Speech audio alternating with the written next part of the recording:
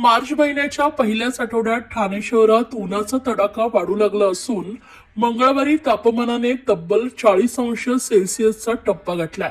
त्यामुळे दुपारच्या वेळेत घराबाहेर पडणे ठाणेकरांसाठी त्रासदायक ठरत असून येत्या काही दिवसात तापमानात आणखीन वाढ होण्याची शक्यता व्यक्त केली जाते। त्यामुळे यंदाचा उन्हाळा ठाणेकरांसाठी अधिक तापदायक ठरण्याचे चिन्ह दिसू लागलेत। पहाटेच्या वेळी हवेत किंचित गारवा जाणवत असला तरी सकाळीच उन्हाचा चटका वाढू लागलाय।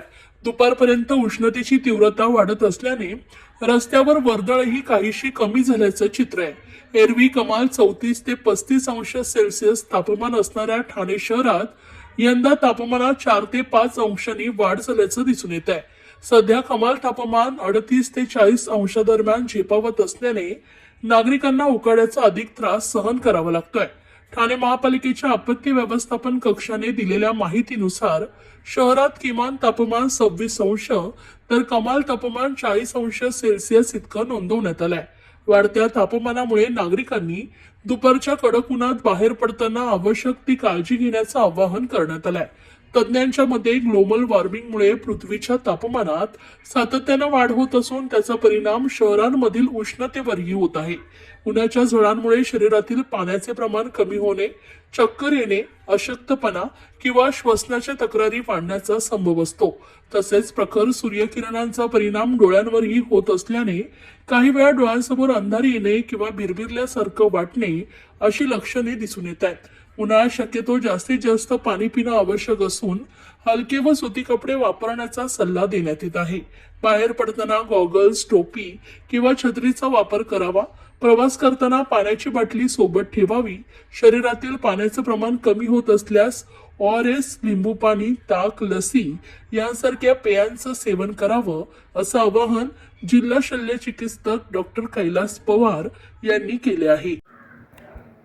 सध्या उष्णतेचं प्रमाण वाढतो आहे। उन्हाचा पारा जो ठाण्यामध्ये उज्ज्वली 35 वगैरे मॅक्झिमम जातो तो आता जवळपास 40च्या घरात चालला आहे। पुढे वाढण्याची शक्यता आहे।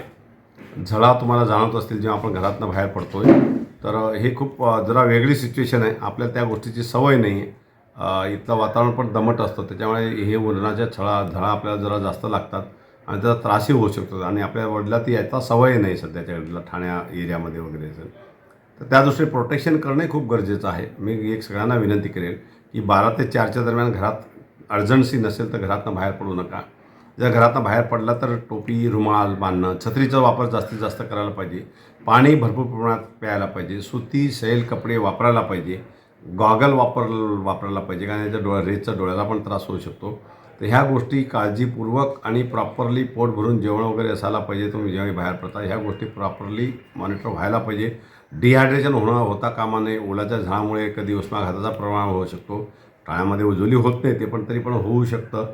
ती काळजी घेणं आणि जर ट्रॅव्हल करत तर छतच्या गाड्या ज्या आहेत, छतवाल्या ज्या गाड्या असतील, कार असतील, ट्रेन असेल, ह्या वापरलं तर अतिशय चांगलं आहे। बाईकचा वापर अवॉइड करायला पाहिजे। पायी चालणं उन्हामध्ये अवॉइड करायला पाहिजे। झाडाची सावली असेल किंवा बिल्डिंगच्या सावलीतनं चालायला पाहिजे। ह्या सिंपल गोष्टी आहेत, ह्या जर फॉलो केलं आपण आणि पर्टिक्युलरली पाणी भरपूर प्यायला पाहिजे। ORS असेल तर ORSचा सपोर्ट घ्यायला पाहिजे आणि काळजी घ्या। दक्ष राहिल्यावर सुरक्षित राहू शकतो। धन्यवाद।